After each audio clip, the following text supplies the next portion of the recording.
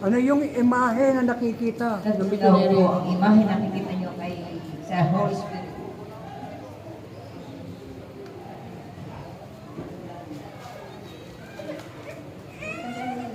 Ay imahe po ng ating Espiritu Santo.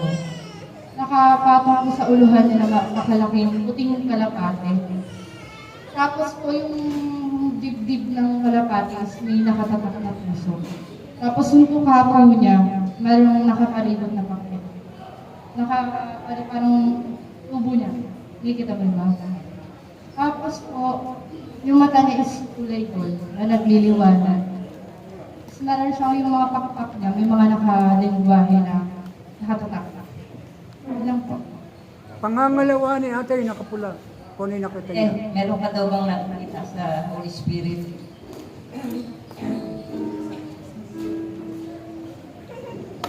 Yun po yung naano kay kalapati po. Yung kalapati na umano rin nga po sa ulo niya, diba?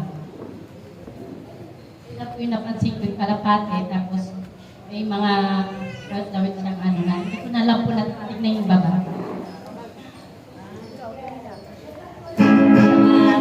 Puri?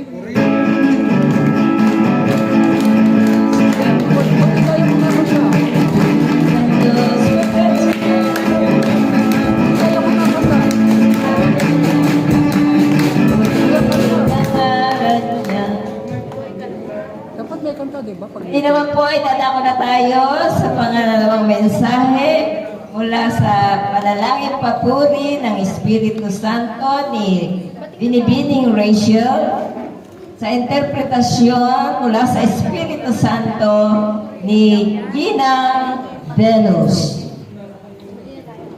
Magsitayo po tayong lahat para sa awitin. Tayo po tayo.